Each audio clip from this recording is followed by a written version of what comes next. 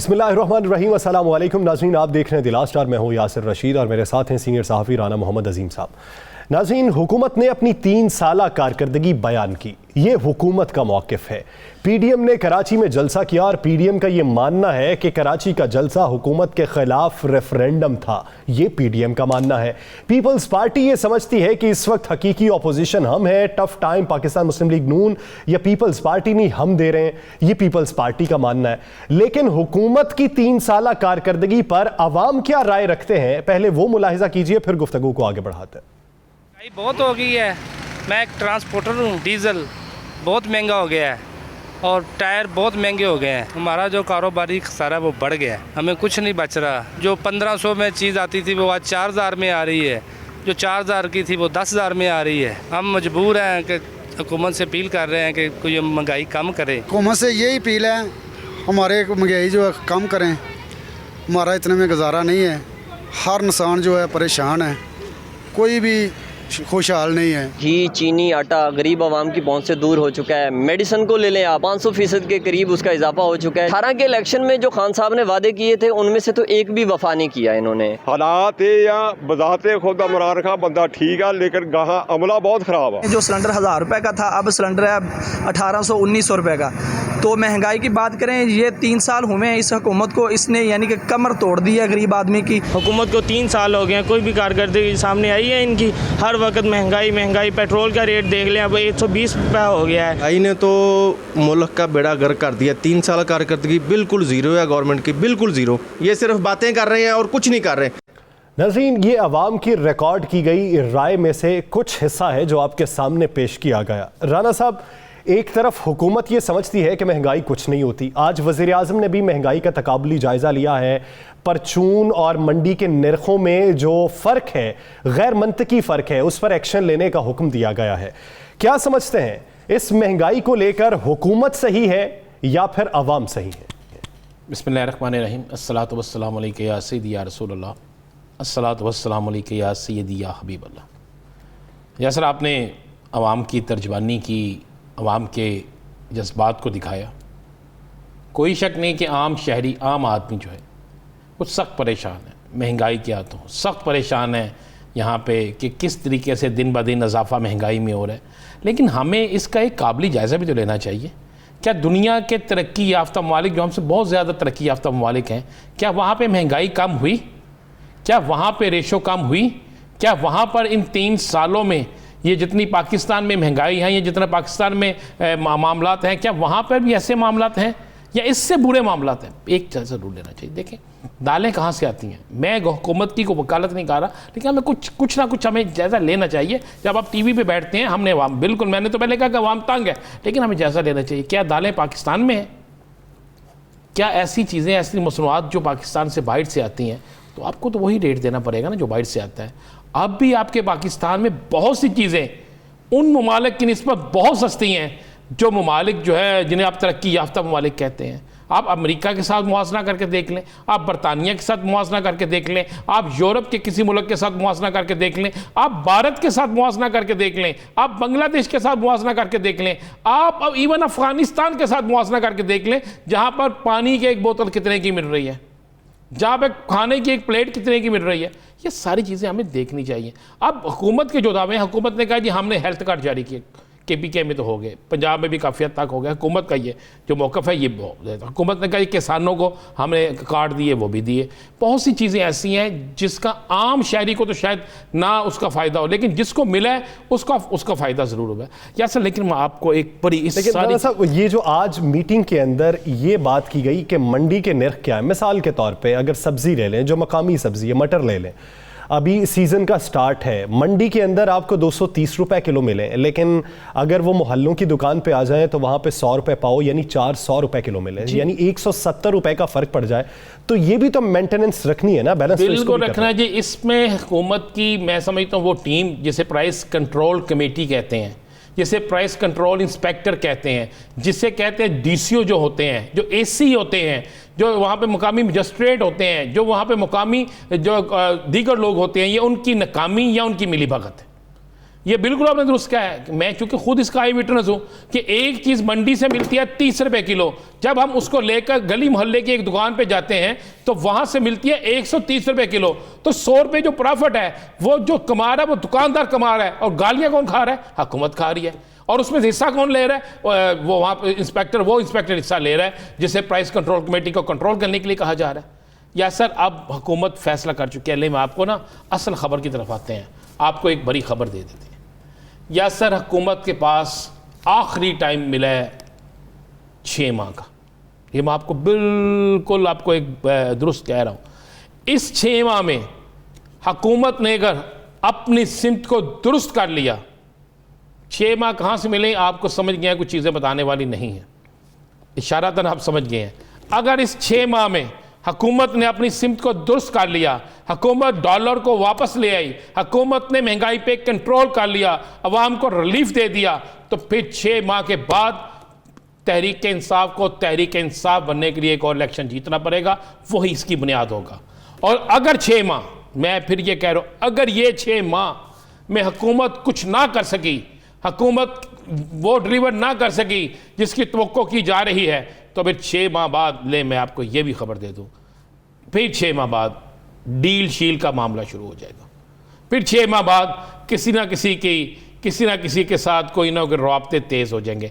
इन 6 माह में ना कोई डील है, ना कोई मामला है, ना कुछ है। 6 माह में करना पड़ेगा। आप क्या समझते हैं? मैं जो अब आपसे बात कर रहा हूँ, आप कह रहे हैं वज़ीर आज़म ने कहा कि असल नर्ख लाने चाहिए, तो इसका मतलब है कि कुछ किसी तरफ से कुछ हुआ ना। अब पेट्रोल की कीमतें कम करने की समरी चली गई है, तो ये एक रिलीफ की तरफ जा रहे हैं ना। मैं आपको कह रहा हूँ डॉलर सस्ता हो रहा है, पेट्रोल सस्ता हो रहा है। चलिए मैं आपको बता दूं, अगले 2 से 3 माह में बिजली सस्ती होगी। याद मैंने आपसे कहा था कि इलेक्शन से पहले बहुत कुछ होगा, तो हुकूमत तैयारी में आ गया। फरवरी तक बहुत सी चीज़ें जो हैं वो तेज़ी से नीचे आएंगी, और पीटीआई के अब आम कारकुन को, पीटीआई के लोगों को अब बहुत से इख्तियार मिलेंगे। और मैं आपको बताऊँ, पंजाब के अंदर जहाँ पे उस्मान बुज़दार साहब बहुत काम कर रहे हैं ना, वहीं पर मैं आपको मैं तो परेशान हो गया हूँ कि गवर्नर पंजाब कितना काम कर रहे हैं। रोज़ाना गवर्नर पंजाब जो हैं वो कमो बेश 1 से 1.5 हज़ार अफराद से मुलाकात करते हैं। कभी गवर्नर हाउस में ऐसा नहीं हुआ। और वो मुलाकातें मुख्तलिफ इस्लाह के लोगों की हैं, और सबको एक ही चीज़ देख कहती हैं। मैंने ये जायज़ा लिया बड़ा करीब से, सबको एक ही बात कहते हैं गवर्नर पंजाब कि या इमरान खान का जो विजन है इसको आगे लेकर बढ़े। और जहां तनकीद का मामला आता है कि ये गलत हो रहा है, वहां पे तनकीद भी करते हैं और सीधे लेके जाते हैं। मैंने तो किसी से पूछा ये कर क्या रहे हैं? उन्होंने कहा जनाब, इन्होंने कहा है कि मैं वज़ीर आज़म पाकिस्तान के विजन को आगे से आगे लेकर जाऊंगा, और जहां पे करप्शन हो रही है उसको मिलकर हम ख़त्म करेंगे ताकि पीटीआई मजबूत हो। तो जब आप देखें कि ये एकदम तेज़ी से शुरू हो, जब एक गवर्नर हाउस में 1,000, 2,000, 3,000 लोग मुलाकातें कर रहे होंगे, जब वज़ीर आला मुख्तलिफ शहरों में जा रहे होंगे, जब पुलिस समेत तमाम महकमों को कह दिया गया है कि अब टिकट होल्डर और दीगर अफराद जो हैं उनके काम करें, जब महंगाई पे कंट्रोल होना शुरू हो जाएगा। चले मैं आपको बता दूँ, ये महंगाई को बरात भी तो नहीं कर रहा, गली मोहल्ले के लोग कर रहे हैं ना। आइंदा आने वाले दिनों में एक नया कानून बन रहा है कि जो महंगा बेचेगा, मुनाफे से ज़्यादा महंगा बेचेगा, सरकारी नरखनामे के ऊपर, सरकारी रकनामा, उसके ऊपर मैक्सिमम आप कितनी प्रॉफिट ले सकते हैं, एक रेशो होगी, उससे बहुत ज़्यादा आप बेचेंगे। अब तो 300% प्रॉफिट ले रहे हैं ना, 600% प्रॉफिट ले रहे हैं। आपने तो लूट मार का बाजार गर्म कर दिया है। अब उतनी चीज़ महंगी होती नहीं जितनी बेच दी जाती है, गाली हुकूमत को बढ़ती है। उसकी वजह बड़ी थी, जब आपके मकामी नुमाइंदे, आप उनको मुतहरक नहीं करते, सबको मुतहरक किया जा रहा है। और ये इनको मुतहरक करने के बाद आने वाले, मैंने कहा कि ये 6 माह हैं, इन 6 माह में आपको नज़र आ जाएगा। आपको पता है वज़ीर आज़म पाकिस्तान ने चंद दिन पहले एक मीटिंग ली, उस मीटिंग में उन्होंने बहुत क्लास ली, ख़ासकर कंटोनमेंट बोर्ड के जो इलेक्शन आ रहे हैं इसके हवाले से ली कि भाई अगर ये इलेक्शन हम हार जाते हैं, और अगर ये इलेक्शन हम हार जाते हैं तो फिर हम कहाँ जाएंगे। मेरे पास इतला है कि सदाकत अब्बासी, इनको कहा गया आपके पास कितने डिवीज़न हैं, कितने ज़िले हैं, उनमें क्या पोजीशन है, किस जगह पे कितनी सिफारशी टिकटें मिली। इसी तरह बाकी सूबों में भी आ गए, बाकी शहरों में भी आ गए, सबका नाम ले लेके उन्होंने कहा कि अगर ये कंटोनमेंट बोर्ड के इलेक्शन सितंबर में हो रहे हैं, अगर इसमें पीटीआई हार जाती है तो फिर जहन में रखें आइंदा हमारा सियासी मुस्तकबिल बड़ा बुरा होगा। और इस आइंदा इलेक्शन में मैं आपको ये भी बता दूँ, इस पीटीआई कंटोनमेंट इलेक्शन के बाद पीटीआई के बहुत से लोग जो हैं ना उन पर झाड़ू फिरने वाला, अगर ये कामयाब नहीं होते तो 50% सीटें भी नहीं, इनको चाहिए 75% सीटें, फिर जाके होगा। देखें कंटोनमेंट बोर्ड में तो पहले दिन से कहते हैं वहाँ पे बड़े एजुकेटेड लोग हैं, पीटीआई के हमायती लोग हैं, अगर वहाँ पे भी ये हार जाते हैं सही, तो फिर क्या हालात होते हैं। अब ये बड़ा खौफनाक होता है। ये तो मैं आपको आगे एक और दे देता हूँ खबर दे कि कुछ लोग होंगे और 6 माह है ये, इस 6 माह के दौरान कोई डील नहीं हो रही।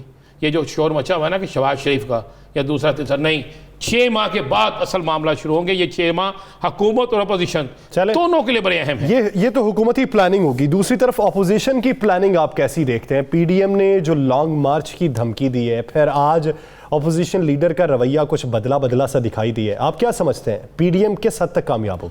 कल ना कराची में अपोजिशन लीडर ने पुराना भट्टी चौक वाली उनके अंदर एक रूह आई और शहबाज शरीफ साहब ने ऐसे पकड़ के माइक शुगर के मान नहीं दिया, बड़े ज़ोर से बड़ी जानदार तकरीर की। और इस्लामाबाद, मज़े वाली बात यह है कि अगर मेरा प्रोड्यूसर दिखा सके, मार्च इस्लामाबाद की तरफ मार्च का ऐलान किया और आखिर में कह दिया क़यादत मौलाना फजलुर रहमान करेंगे। भाई अपोजिशन लीडर तू, सबसे बड़ी पार्टी तुम्हारी, इस्लामाबाद में तुम्हारे एमएनए, मौलाना साहब को तो एमएनए कोई नहीं है, काउंसलर कोई नहीं है वहाँ पे, सारा कुछ आपका, सबसे बड़ा आपने आगे जाना है और क़यादत आप कह रहे हैं मौलाना साहब करेंगे। आप फिर आप बेचारे खड़े रहेंगे आज़ादी चौक में और पता लगेगा शहबाज शरीफ साहब की तबीयत ठीक नहीं है, कमर में दर्द निकला नहीं है। भाई रात को कल शहबाज शरीफ साहब ने कराची में, दुरुस्त बात है, कराची में जलसा हुकूमत के खिलाफ नहीं था, पीपल्स पार्टी के खिलाफ था।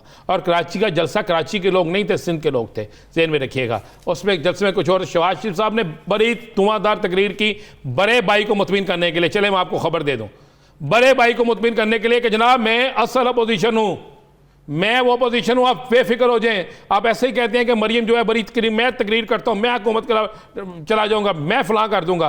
सुबह जनाब शहबाज शरीफ साहब के जो करीबी साथी थे ना, उन्होंने कहा मियाँ साहब की करने लगे हो, ये की कर रहे हो, सानू नहर वाले पुल ते बुला के, तो फिर अब तुम भुल गए। उन्होंने ये ना करो, सानू की वादे किए थे, ये मैं आपको बिल्कुल दुरुस्त कह रहा हूँ। उसके बाद जनाब मियाँ साहब का अचानक स्टाइल बदल गया, कौमी हुकूमत 2023 तक इंतज़ार, उसके बाद इलेक्शन ने। इसके साथ एक और मैं आपको अपोजिशन की बड़ी खबर दे दूँ यासर, मुस्लिम लीग नून के अंदर आज ये बात हुई है कि मियाँ नवाज शरीफ जो हैं, इन्हें अगले 3 से 4 माह में पाकिस्तान मियाँ नवाज शरीफ को अगले 3 से 4 माह में पाकिस्तान बुला लिया जाए और शहबाज शरीफ साहब उसके लिए राह हमवार करें। और शहबाज शरीफ साहब ने 4 माह का टाइम मांगा है कि मैं 4 माह के अंदर अंदर रास्ता हमवार करूंगा, नवाज शरीफ साहब पाकिस्तान आ जाएं, आके वो जेल चले जाएंगे, मुस्लिम लीग नून की मूवमेंट बन जाएगी, वहाँ से उनकी बेलें करा ली जाएंगी। लेकिन शहबाज शरीफ साहब ने फिर वही कहा जी बेलें करा ली जाएंगी, नहली वगैरह मामला वो मैं नहीं गारंटी देता। तो ये आज नून लीग के अंदर फैसला हुआ यासर, मैं आपको बिल्कुल, ये चंद दिन से बहस जा रही थी और नवाज शरीफ ने कहा है कि अगर आप समझते हैं कि मामला दुरुस्त हो जाएंगे सही, तो मैं आ जाता हूं और मैं 1.5, 2, 3 माह जेल काटने के लिए तैयार हूं। लेकिन कुछ लोग कहते हैं कि शायद वो जेल काटने की पोजीशन में नहीं है, उनकी सेहत इजाज़त नहीं देती। लेकिन नवाज शरीफ ने के करीबी हल्के ये कहना शुरू हो गए हैं कि नवाज शरीफ आ जाएंगे, लेकिन उस सूरत में अगर शहबाज शरीफ साहब जो हैं आगे रास्ता हमवार कर देते हैं। अब देखते हैं कि शहबाज शरीफ साहब की मफाहमत किस हद तक काम करती है, अपोजिशन की ये जो हिकमत अमली है किस हद तक कारगर साबित होती है। ये 2023 के इलेक्शन की तैयारी है या फिर हुकूमत के खिलाफ कोई महाज सरगर्म अमल हो सकता है। नाज़रीन, दीगर इश्यूज़ पे बात करेंगे एक शॉर्ट ब्रेक के बाद। Stay with us.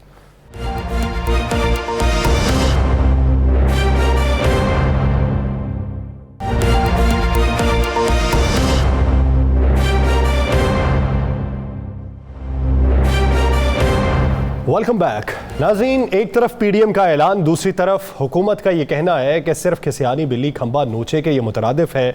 जितने मर्जी ऐलानात कर लें, पहले भी इस्लामाबाद आए थे, अब भी आए, अब अगर आए तो फंस जाएंगे। तो पीडीएम की हिकमत अमली क्या है? दूसरी जानिब पीपल्स पार्टी जो है वो ये समझती है कि इस वक्त अगर असल अपोजिशन है तो वो पाकिस्तान पीपल्स पार्टी है। पीटीआई की हुकूमत को पीडीएम से कोई ख़तरा नहीं है, ना पाकिस्तान मुस्लिम लीग नून से, ना जमीयत उलमा इस्लाम से अगर ख़तरा है तो सिर्फ पाकिस्तान पीपल्स पार्टी से है। तो दोनों अपनी तय किस हद तक दुरुस्त हैं, इसी बारे में बात करेंगे। हमें ज्वाइन किया है जमीयत उलमा पाकिस्तान के सीनियर रहनुमा हाफिज़ हुसैन अहमद साहब ने। हाफिज़ साहब, बहुत शुक्रिया आपके वक्त का। हाफिज़ साहब, कल का जलसा भी आपने देखा, उस जलसे के बाद आपने प्रेस कॉन्फ्रेंसेस भी देखी, मौलाना की गुफ्तगू भी आपने सुनी, कल शहबाज शरीफ साहब ये कहते थे कि ये हुकूमत गिराएंगे, इस हुकूमत का आखिरी वक्त आन पहुंचा है। आज वो कहते हैं कौमी हुकूमत तश्कील देनी चाहिए, 2023 तक हमें इंतज़ार करना चाहिए, अवाम जिसे मुंतखब करेंगे उसे ही फिर आगे बढ़ना चाहिए। क्या समझते हैं कि पीडीएम अभी तक तजब्जुब का शिकार? बिस्मिल्लाहिर्रहमानिर्रहीम।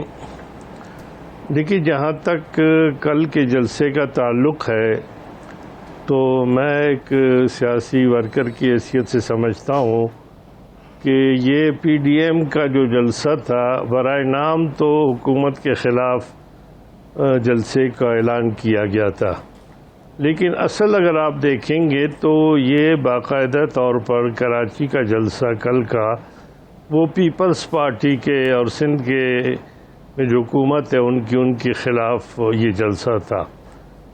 वो इसलिए मैं अर्ज़ करूँगा कि इससे पहले मैंने आपसे कुछ अर्सा पहले भी बात की थी राना साहब से भी कि नई सफ़बंदी होगी और उसमें बलूचिस्तान और सिंध से ये मामला शुरू होगा, तो वो सफ़बंदी हो गई है।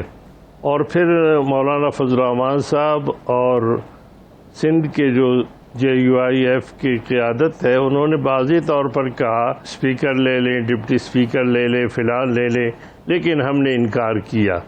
यहाँ ये सवाल पैदा होता है कि आप गए थे किस लिए, और फिर उन्होंने जो आपसे बात की क्यों आपको पेशकश की, और फिर ये है कि आपकी डिमांड क्या थी।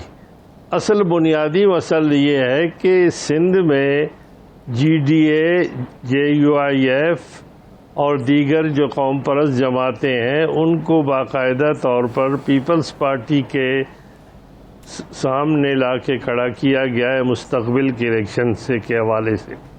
और फिर मैंने शुरू में भी ये बात की थी कि मौलाना फजल रहमान साहब ने बड़ी होशियारी से जब ये बात शुरू हो गई थी तो पीपल्स पार्टी से जान छुड़ाने के लिए एक ऐसा मामला सामने लाया इस्तीफ़ों का जिसका तय नहीं हो चुका था, क्योंकि अगर इस वक्त पीडीएम में पीपल्स पार्टी शामिल होती तो उसके ख़िलाफ़ फिर महाज में शामिल होने का तो तस्वुर नहीं होता।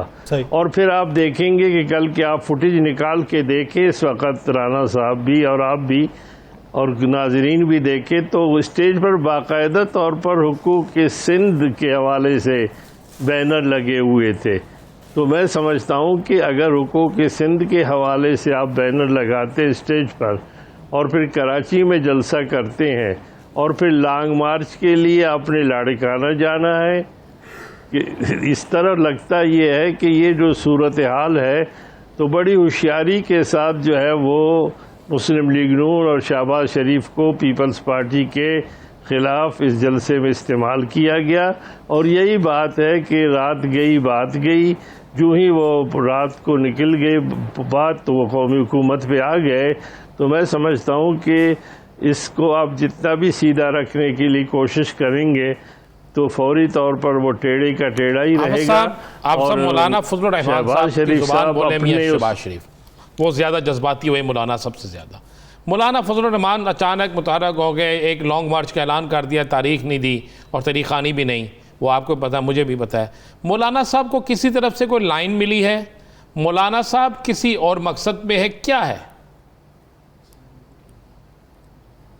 देखिए, जहाँ तक लाइन का ताल्लुक़ है तो ये तो 3 साल से यही हो रहा है, क्योंकि जो आज़ादी मार्च के हवाले से था जिसको रेंटल मार्च बना दिया गया, जिसके हवाले से हमने आवाज़ बुलंद की थी, तो उस वक्त से ये मामला चल रहा है।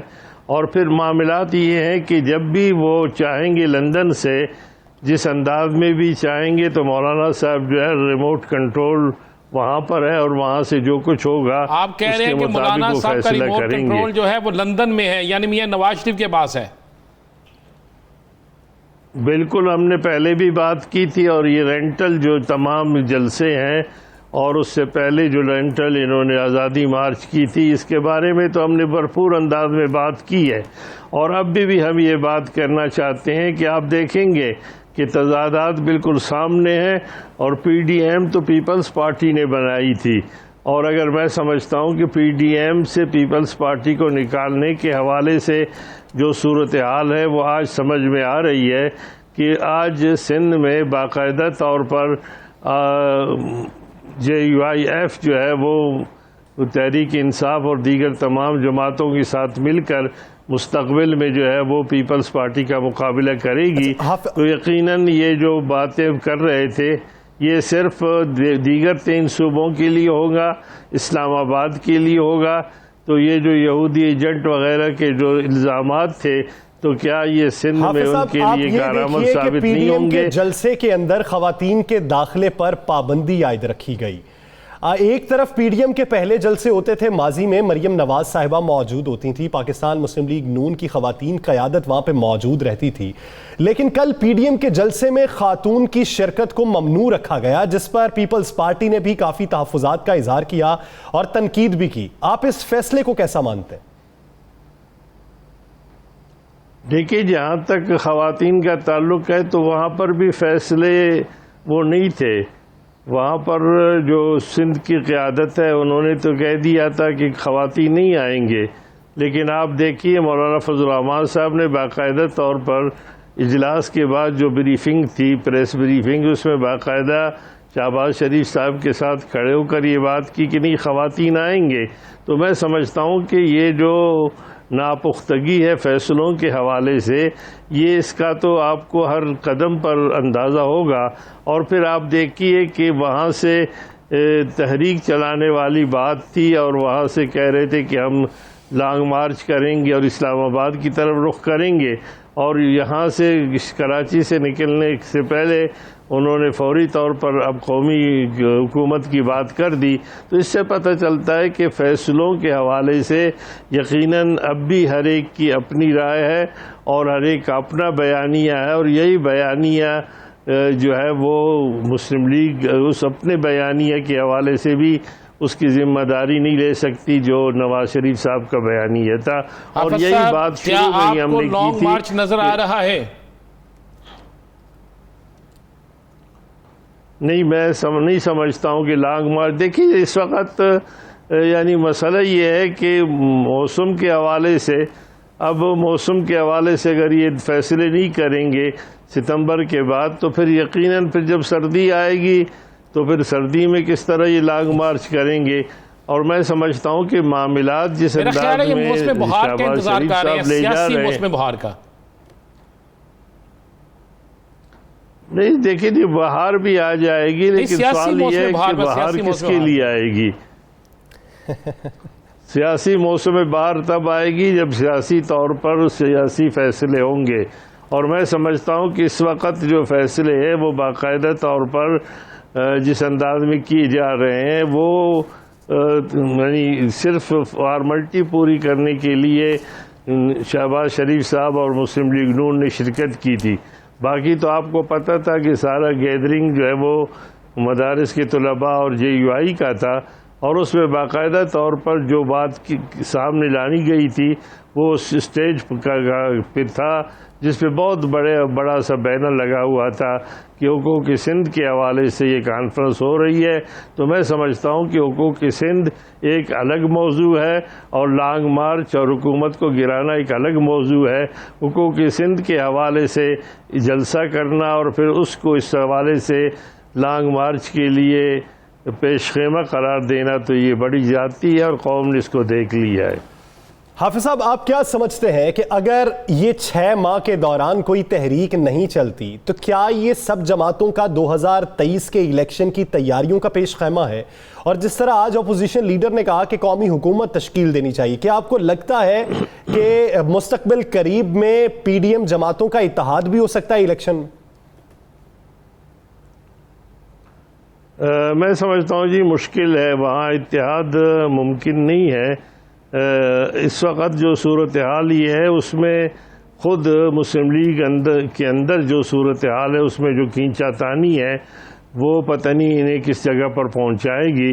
और फिर यकीनन इस वक्त नवाज शरीफ साहब की सूरत हाल भी ऐसी है कि उनके वापस आने के हवाले से भी बातें हो रही है, कुछ मामलात तय किए जा रहे हैं।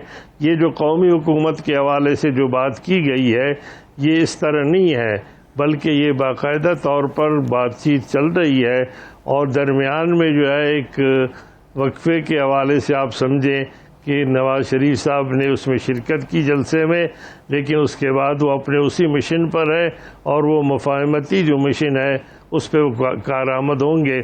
और मैं समझता हूँ कि न मुस्लिम लीग नून जो है इस्तीफ़े देगी, न लॉन्ग मार्च होगा और न किसी हवाले से अदम एतमाद की कोई तहरीक आएगी, बल्कि इसी तरीके से जो 3 साल गुजारे हैं, मौलाना फजल रहमान साहब ने तो कहा कि हम वाइट पेपर जो है वो शायद, लेकिन लॉन्ग मार्च के हवाले से बिलावल भुट्टो ने आज क्या शिकायत गिला किया है, पहले वो मुलाहिजा कर लेते हैं।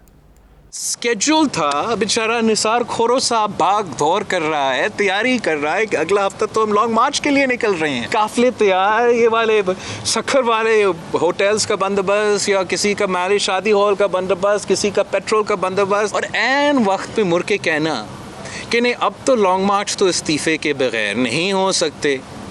तो मतलब लॉन्ग नो कॉन्फिडेंस से पीछे हटना, लॉन्ग मार्च से पीछे हटना और पीपल्स पार्टी को बुरा भला कहना। तो हाफिज साहब, क्या आप समझते हैं कि जब पाकिस्तान पीपल्स पार्टी तैयारी किए बैठी थी, वो कहते हैं कि हमारे तो पूरे सिंध के अंदर तैयारी हो रही थी, तो फिर हमें क्यों निकाला पीडीएम में से? अगर लॉन्ग मार्च ही करना था, इस्तीफे नहीं देने थे तो?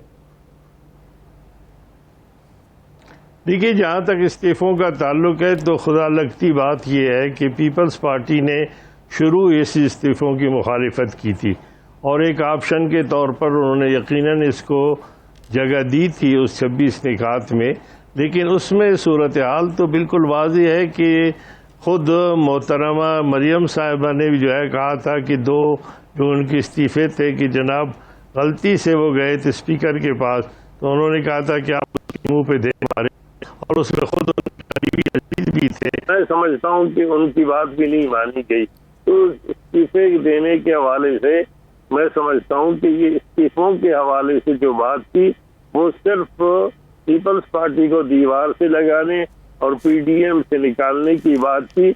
और अब समझ आ रही है वो बात कि अगर पीपल्स पार्टी पीडीएम का हिस्सा होती तो फिर इस वक्त जो फैसला हुआ है एस्टेब्लिशमेंट के साथ सिंध के अंदर तहरीक इंसाफ और दीगर कुव्वतों को मिलाकर GIUIF का, तो वो मुमकिन नहीं था, इसलिए ये बाकायदा मंसूबे के तहत ये सूरत हाल सामने लाई गई। मौलाना साहब, अब ज़रा बात कर लेते हैं, आखिरी 2 सवाल आपसे अफ़गानिस्तान के हवाले से। आपकी बड़ी गहरी नज़र रही, आपके बड़े करीबी ताल्लुकात रहे और आप बड़े करीब से देखते हैं अफ़गानिस्तान के अंदर जो मामला चल रहे हैं, वहाँ पे तालिबान की हुकूमत आ गई, बड़े आज हिकमत गुलजार साहब ने भी कह दिया, अहमद मसूद वली ने भी कह दिया कि मैं उलमाए कराम से राब्ते में हूँ, काफ़ी मामला दुरुस्त हो रहे हैं, लेकिन ये कौन लोग हैं जो वहाँ पर दरादर धमाके भी कर रहे हैं और तालिबान के खिलाफ बाकायदा एक नई जंग बंदी या सफ बंदी हो रही है? देखिए, जहाँ तक ताल्लुक है, मैं समझता हूँ कि जब तक अमरीकी अफवाज मौजूद हैं और एयरपोर्ट पर उनका कब्जा है और उसके साथ साथ उनकी ड्रोन है, सूरत हाल सामने आएगी। ये इस वक्त इस सूरत हाल पे परेशान कुन तो है, लेकिन मैं समझता हूँ कि जब तक आखिरी फौजी वहाँ से निकलेगा अमरीकी और दीगर ममालिक के, तो ये अपनी हुकूमत तश्कील देंगे। और जब हुकूमत की तश्कील होगी और ऐसा हुकूमत जिसमें तमाम तर तबकों को शामिल किया जाएगा, तो मैं समझता हूँ कि फिर दाइश या कोई और उसमें ये सूरत हाल नहीं होगी कि बात आगे करे। लेकिन मैं समझता हूँ कि हमें वाज़े तौर पर अपनी पॉलिसी जो है वो तय करनी चाहिए और पार्लियामेंट को भी इस बारे में एतमाद में लेना चाहिए। और उसमें एक बात तो वाज़े है कि हम कहते हैं कि हम किसी के साथ नहीं हैं, लेकिन मैं समझता हूँ कि हमें हकीकत पसंदाना अंदाज में बात करनी चाहिए। ये ठीक है, एक सफारती ज़बान है, लेकिन मैं समझता हूँ कि करज़ई या उसके बाद अवैस गनी की जो हुकूमतें थी वो पाकिस्तान के लिए मसाइल मुश्किलात का बायस थी, और उस वक़्त वहाँ से जो दरअंदाजी होती थी उसके मुकाबले में जो हुकूमत आने वाली है, अगर हम दोनों को एक ही फरडे में रखेंगे, सिफारती ज़बान तो अपनी बात है, लेकिन मैं समझता हूँ कि फौरी तौर पर इसके लिए आगे बढ़ा जाए। सूबा बलूचिस्तान और सूबा खैबर पख्तूनख्वा, ये 2 सूबे ऐसे हैं जो मुंसलिक हैं बाकायदा तौर पर अफगानिस्तान से, तो मैं समझता हूँ कि यहाँ पर हमारे जो तश्कील होगी किसी भी हुकूमत की और किसी भी सतह पर, वो उस अंदाज में हो ताकि तालिबान के होने वाले, यानी अफगानिस्तान के अंदर हुकूमत के हवाले से पाकिस्तानी मौक़िफ़ जो है वो सिफारती ज़ुबान तो एक हो सकती है, लेकिन हमें अपना किबला और समत का तयन इसी वक्त कर लेना चाहिए ताकि मुस्तकबिल में बेहतर फैसले किए जा सके। बहुत शुक्रिया हाफिज़ हुसैन अहमद साहब इस हवाले से अपना वक्त देने के लिए। नाज़रीन, दीगर इश्यूज़ पे बात करेंगे एक शॉर्ट ब्रेक के बाद। Stay with us.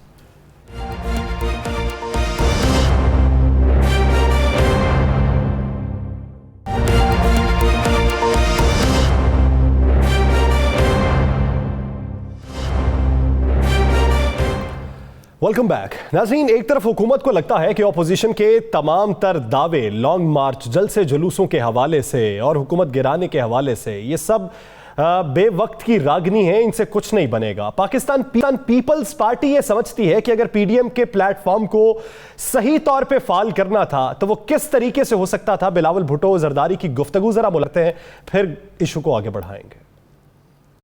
हमें चैलेंज दिया गया था कि नंबर्स दिखाएं, हमने नेशनल असेंबलीज में नंबर्स दिखाए, हमने रास्ता दिखा। इससे बड़ा कामयाबी क्या हो सकता है कि हम उसका मेजॉरिटी ख़त्म कर दिया। नहीं मान रहे हैं कि हमें बुज़दार को हटाना है, वो नहीं मान रहे हैं कि उन्हें इमरान को हटाना है। इमरान के लिए तो वो कहते हैं हमने कभी कहा ही नहीं कि उसको हटना है। तो अगर उनका ये मौक़िफ़ है तो हम इस किस्म के गैर संजीदा मौक़िफ़ के साथ तो पीपल्स पार्टी सियासत नहीं कर सकती।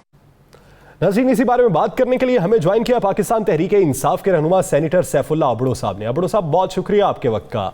सैफुल्लाह अबड़ो साहब, पीडीएम अपना जलसा करती है कराची में, सिंध के हुकूक के वहाँ पे बैनर्स आवेजा होते हैं। कहा यह जाता है कि ये पीटीआई हुकूमत के खिलाफ रेफरेंडम है, लॉन्ग मार्च का ऐलान किया जाता है। क्या समझते हैं कि इतना दम है अभी पीडीएम में? यासिर साहब, एक्चुअली ये जो पीडीएम का जलसा था, उन्होंने कराची में उसको सिलेक्ट किया कि 29 अगस्त को वहां रखते हैं। मैं तो समझता हूँ ये पीपी के खिलाफ होना चाहिए, क्योंकि ये और था भी पीपी के खिलाफ, क्योंकि ये कराची सिंध का कैपिटल सिटी है और वहाँ जो 14 साल से हुकूमत है वो पीपल्स पार्टी की है। अच्छा, यहाँ आपने देखा होगा कि कल मियाँ शहबाज शरीफ साहब बिल्कुल आबीदा हो गए, उन्होंने कराची की हालत देख के। तो ये इनडायरेक्टली मैसेज पीपी के लिए क्या था कि उन्होंने कुछ नहीं डिलीवर किया। बाकी देखिए, हमारी गवर्नमेंट के लिए तो हमें कौन सा इशू है, ये तो बिल्कुल एक जलसा है। इससे पहले ये काफी जलसे कर चुके हैं, अभी भी करें, उनको कोई मना नहीं है। लेकिन देखें, जब वो सिंध में करने जा रहे हैं तो अफसोस इस बात पे होता है पीडीएम की लीडरशिप पे कि जो वहाँ मौलाना साहब थे या हमारे शहबाज शरीफ साहब थे, उन सब ने सिंध के अवाम की कौन सी बात की। जो सिंध के हुकूक हैं वो कौन देगा? जो सिंध की गवर्नमेंट पे इस वक्त सिंध की गवर्नमेंट की जो कारकर्दगी है, सिंध के अवाम पे जो मुसलत है पिछले 14 साल से, तो उसका जवाब किसने देना है? उसका जवाब पीपल्स पार्टी ने देना है। लेकिन अफसोस है कि इतनी बड़ी लीडरशिप सारे पाकिस्तान से वहाँ साथ में जमा हुई है, लेकिन वो सिंध की बात तो करते हैं, लेकिन सिंध पे जिसने जुल्म किया है उसका नाम नहीं लेते। उनको नाम लेना चाहिए, उनको आगे आना चाहिए कि ये जो पीपल्स पार्टी की करप्ट माफिया है 14 साल से सिंध के अवाम का खून चूस रही है, तो पहले तो उनको एड्रेस करना चाहिए, उनको आगे उनका एहसास करना चाहिए। इनको आगे बढ़ के उनसे ये बात भी करनी चाहिए कि भाई पिछली मरतबा आप हमारे साथी थे, जब पीडीएम साथ थी, जब ये मुंह बोली भाई बहन बने थे नून लीग और पीपी, तो उनको एक दूसरे को पहले ये बताना चाहिए कि पहले आप अपना प्रोविंस ठीक करें, पहले सिंध के अवाम को हुकूक दें। वहाँ जो न एजुकेशन है, न वहाँ हेल्थ है, न वहाँ डेवलपमेंट है साहब, ना वहाँ पे एजुकेशन है, ना वहाँ पे हेल्थ है, ना वहाँ पर कोई काम है। इन तमाम चीज़ों के बावजूद पाकिस्तान जो तहरीक इंसाफ है वो अब तक सिंध में फ़ायदा क्यों नहीं उठा सकी? किसी एक जगह पे भी आपकी जो है पहले से पोजीशन बेहतर क्यों नहीं हो सकी? देखिए, हमारी ऐसे नहीं है हमारी। देखिए, आप इंटीरियर सिंध में आप जाएं तो इंशाअल्लाह अल्हम्दुलिल्लाह पीटीआई बिल्कुल मजबूत हो रही है, पीटीआई काम कर रही है, डिलीवर भी कर रही है, चाहे वो हेल्थ वाइज हो या चाहे आप डेवलपमेंट वाइज हो। देखें, अभी हेल्थ कार्ड के लिए मैं आपके प्रोग्राम के हवाले से बताना चाहता हूँ कि पीएम साहब बिल्कुल जल्दी सिंध में हेल्थ कार्ड अनाउंस करने जा रहे हैं। जैसे आपने देखा कि सिंध गवर्नमेंट उसमें बड़े में बड़ी हर्डल है। आप पंजाब से बिलोंग करते हैं, आप देखें पंजाब में 70% हेल्थ कार्ड दिया जा चुका है। आप केपी में जाए 100% मिल चुका है। इंशाल्लाह अभी पीएम साहब वो अनाउंस करने जा रहे हैं सिंध में कमिंग फ्यू मंथ्स में, उस पर वर्किंग हो रही है।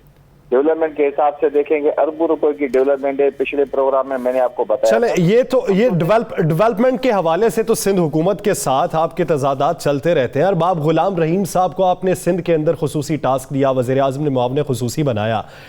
अभी तक अगर देखा जाए हकायक की बुनियाद पे तो पीटीआई वहां पे मजबूत होती दिखाई नहीं देती हमारी नज़र में। आप क्या समझते हैं, पसे पर्दा अभी तक कितनी कामयाबी मिल चुकी है अरबाब गुलाम रहीम साहब को? देखिए, ऐसे अरबाब साहब अपनी बता सकते अचीवमेंट जो भी है, लेकिन ऐसा कुछ भी नहीं है कि एक अरबाब साहब आएंगे वो सिंध में लीड करेंगे, सारा जो वजन है उनके बाजुओं पे होगा, ऐसे कुछ भी नहीं। हमारे गवर्नर सिंध इमरान इस्माइल साहब, मैं हलीम आदिल शेख साहब, हम सब गवर्नर साहब की टीम का हिस्सा है, पीएम साहब की टीम का हिस्सा है। और आप हर करीब देखेंगे कि हम देखें पिछले कुछ दिनों में एक हवा जा रहा है, वो चुप गया, वो खामोश हो गया। मैंने लाड़काना में प्रेस कॉन्फ्रेंस की, उनके हकायक बयान किए। ये जो मीडिया उछालता है कि पीटीआई कुछ नहीं है और बाकी लोग जो है वो बड़ी अहमियत रखते हैं, ऐसा कुछ नहीं है। हम सब मिलके इंशाल्लाह कोशिश कर रहे हैं कि पीपी के एंटी जो भी लोग हैं वो पीटीआई के प्लेटफॉर्म में मुत्तहद हो जाएं, और इंशाल्लाह हो रहे हैं। अनकरीब आप देखेंगे कोविड की सिचुएशन जैसे क्लोज होती है या कोई मतलब अच्छी सूरत हाल उसकी बनती है तो पीएम साहब आएंगे सिंध में, और वो जो शमूलियतें हैं। सैफुल्लाह अब्रू साहब, आपने मीडिया को सारा जुम्मेदार करार दे दिया, चले मान लें, हम आपकी बात मान लेते हैं, लेकिन ज़रा हमें ये तो बता दें, हर 2 माह बाद हमारे वज़ीर आज़म साहब महंगाई को कंट्रोल करने के लिए कमेटी बनाते हैं, तकरीर फरमाते हैं। क्या महंगाई के पीछे भी मीडिया खड़ा है, और मीडिया ने ही क्या महंगाई करवाई है, और आपकी हुकूमत आज तक महंगाई को कंट्रोल क्यों नहीं कर सकी, और आइंदा कब तक महंगाई कंट्रोल हो जाएगी? देखिए, मैंने राना साहब ऐसे कभी भी नहीं कहा कि मीडिया ने ये चीज की है। मीडिया की बात मैं नहीं कहता, मीडिया के लिए बहुत इज्जत है, आप भाइयों के लिए इज्जत है। मैंने बात ये की कि वहां के जो हमारे सिंध के हालात हैं वो हाईलाइट नहीं होते। मैंने ये नहीं कहा कि मीडिया ने मतलब ऐसा कुछ किया। बाकी जो जहां तक महंगाई का ताल्लुक है तो महंगाई के लिए पीएम साहब ने जो एफर्ट्स लिए, हमारी टॉप प्रायोरिटी महंगाई है कि महंगाई कम हो। उसके लिए लाजमी है प्रोविंशियल लेवल पे जो भी सारी अथॉरिटीज हैं उनके साथ मीटिंग की गई है, वो कोशिश करें। देखिए, ये इंटरनेशनल लेवल पे इशू है। आप फ्यूल की कीमतें देखें, आप अपने पाकिस्तान के सराउंडिंग में जितने भी कंट्रीज हैं वहां से आप उसको कंपेयर करें, पाकिस्तान में कम से कम प्राइसेस हैं फ्यूल की। ऐसे आप देखिए, हम जब दाल हो गया, आटा हो गया, चीनी हो गया, हम ये चीजें इंपोर्ट करते हैं, वो डॉलर्स में होती हैं। लाजमी है उस पर महंगाई। सैफुल्लाह अब्रू साहब, आपका ताल्लुक लाड़काना शहर से है, वहाँ पे ये बता दें कि कितने फीसद अवाम ऐसी है, जैसे ये बताएं कि जीडीपी ये है, बरामदात में इतना इजाफा हो गया, तरसीलात ज़र इतनी बढ़ गई। आप क्या उन्हें ये इदादुशुमार से राम कर सकते हैं, या फिर ये कह के राम कर सकते हैं कि इस वक्त सब्जियां कितनी सस्ती हो गई, दालें कितनी सस्ती हो गई? देखिए, हम हर कदम से ना, सिर्फ ये नहीं है कि हम गवर्नमेंट की जो अचीवमेंट्स हैं वो उनको बताएं कि जो करंट अकाउंट डिफिसिट है या आप जीडीपी रेट कह रहे हैं, तो ऐसी बात कुछ भी नहीं कि हम लोगों को सिर्फ ये बताएं। ये तो वो हैं कि जो पढ़े लिखे लोग हैं जो इन चीज़ों को समझते हैं, लेकिन आम पब्लिक का इशू ये है कि उनके लिए ये चीज़ें सस्ती हों।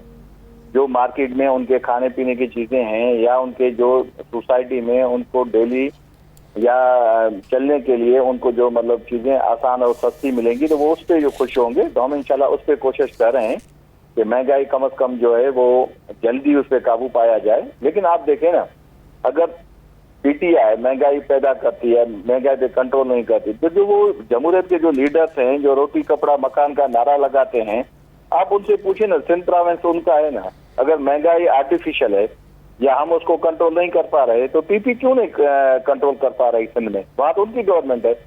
प्राइसेस तो देखें, वो कंसर्न डीसी और एसी कंट्रोल करते हैं ना। जो मार्केट फार्म टू मार्केट जो चीजें आती हैं उनकी प्राइसेस कौन जो है वो तयन करता है, उसका वो कंसर्न एमसा करती है। तो कम से कम सिंध में तो पीपल्स पार्टी एक मिसाल बनाए ना कि भाई हाँ, पीटीआई गवर्नमेंट जानबूझ के महंगाई को कंट्रोल नहीं कर पा रही, देखें हमने कैसे कर दिया। फिर तो कोई बात नहीं, ये इंटरनेशनल लेवल पे महंगाई है।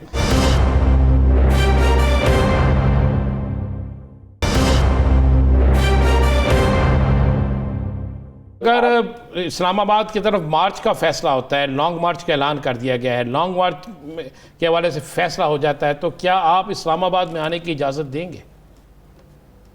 हम तो देखें वेलकम कहते हैं, ये पहले भी आए थे। मुझे तो यकीन करें मौलाना साहब पे इतना तरस आता है ना कि बुजुर्ग आदमी इस उम्र में ये मतलब छोटे छोटे बच्चों के पीछे जाके उनको मतलब कहता है आओ आओ चलें तब्दीली लाते हैं और हुकूमत का तख्ता जो उलट देंगे, उससे कुछ होता नहीं। आप देखें पीपी की अपनी प्रायोरिटीज हैं, नून लीग की भी ऐसी प्रायोरिटीज हैं। वो आलमे दीन है, उसके लिए बिला वजह उसको उस आदमी को आपने देखा है उसी दिन वो पिक्चर्स बड़ी हाईलाइट हुई है जो टीवी पे या मीडिया पे। देखे मौलाना साहब के अंदर में कितना गुस्सा है इन लीडरशिप के लिए जिन्होंने इनके साथ ज्यादती की है और इनको आगे करके वो खुद पीछे हट गए हैं अपने फायदे लेके या अपने मफादात की वजह से। तो अभी भी हमें कोई डर नहीं है उनसे। इस्लामाबाद आ जाएं, मोस्ट वेलकम। अभी तो बारिशों का मौसम भी है, यहाँ बैठेंगे तो इनके लिए हर की जो भी हमारे वफाक हुकूमत होगा हम इनको फैसिलिटेट करेंगे, इनको टेंट देंगे। सैफुल्लाह भुट्टो साहब, एक आखिरी सवाल। अब पीपल्स पार्टी ये समझती है कि हकीकी ऑपोजिशन हम है, पीडीएम नहीं है, जबकि पीडीएम ये समझती है कि पीपल्स पार्टी नहीं हम है। हुकूमत हकीकी ऑपोजिशन किसे समझती है? देखिए हकीकी जो लफ्ज है ना वो होता है रियलिटी है ना, रियलिटी को हकीकत कहा जाता है ना, जो असलियत हो। हम तो दोनों को नहीं समझते। ये माजी में दोनों पार्टियों ने 50 साल तक पाकिस्तान के अवाम के साथ बड़ी नाजायजी की है। अभी ये कभी दोनों आपस में मिल जाते हैं, कुछ दिनों के लिए मीटिंग्स भी होती हैं, कभी जुदा हो जाते हैं, फिर एक दूसरे को गालियां देते हैं। ये तो उनसे पूछा जाए। एक्चुअली अपोजिशन तो कोई भी नहीं है। अपोजिशन तो देखें इनको अगर किरदार अदा करना चाहिए तो ये खान साहब की, हमारी पीटीआई गवर्नमेंट की जो अचीवमेंट्स हैं आप देखें ना, ये 50 बता दें जरा, हमें भी बता दें अच्छी अचीवमेंट क्या है। मैं बताता हूं आपको। आप देखें हेल्थ और एजुकेशन, ये बुनियादी दो चीजें हैं। देखें भुट्टो साहब का नारा भी यही है ना, रोटी कपड़ा और मकान है। आप देखें क्या किया अभी तक वो एक घर बना पाए पीपुल्स पार्टी, हमारी गवर्नमेंट ने। आप अपना बता दें। देखें सेनेटर साहब आप ये बताएं, तहरीक इंसाफ ने हेल्थ कार्ड की बात कर रहे हैं, हेल्थ कार्ड कितने लोगों को मिल गया है? मैं उसी पे आता हूँ। मैं सिर्फ हेल्थ कार्ड नहीं, मैं आपको और भी बताता हूँ। जैसे हमारे पीएम साहब ने अनाउंस किया कि हम भाई 50 लाख घर बनाएंगे। मैं आपको ये इन्फॉर्मेशन 5000 घर का 5000 घर का मुझे बता दें कहाँ बने। 50,000 घर छोड़ दें, 5000 घर कहाँ बने? राना साहब मैं आप आए इस्लामाबाद, मैं दिखाऊं यहाँ 41,000 घर बन रहे हैं। बने तो नहीं है ना भाई। बात सुने, एक दिन में अनाउंस करने से एक दिन में बन जाते हैं? ये अभी अनाउंस नहीं किया अब्रो साहब, माजरत से। ये कब अनाउंस किया ये आपको भी पता है, मुझे भी पता है। कहते हैं तो मैं पुरानी फुटेज निकाल के चला देता हूँ। नहीं, आप देखें जो हाउसेज हैं बनते हैं, हाउस एक दिन में नहीं बनता। ये गवर्नमेंट प्रोजेक्ट है, 6 माह में बन जाते हैं, फॉर्मेलिटीज होती हैं। 6 माह में बन जाता है? नहीं 6 माह में नहीं बनता, 6 साल में बन जाएगा जी। यहाँ टाइम लग जाता है। यहाँ तो इदारे भी नहीं थे राना साहब, ये तो हमारी गवर्नमेंट ने इदारे बनाए हैं क्योंकि उसकी लीगल भी एस्पेक्ट्स होते हैं, पहले उनको कवर किया जाता है। अल्हम्दुलिल्लाह हमारी गवर्नमेंट इस वक्त 3.25 लाख घरों पे काम कर रही है। इंशाल्लाह जो पहले घर हैं वो करीब 5-6 महीने में उनकी हैंडिंग ओवर हो जाएगी। उम्मीद करते हैं हुकूमत की जानिब से जो दावे किए गए हैं वो जल्द अज जल्द पूरे हों, वादे जो किए गए उनका समझ तक पहुंचे। बहुत शुक्रिया सेनेटर सैफुल्लाह भुट्टो साहब इस हवाले से अपना वक्त देने के लिए। नाज़रीन, द लास्ट स्टार से मुझे राना अजीम साहब को दीजिए इजाज़त। अल्लाह के बाद।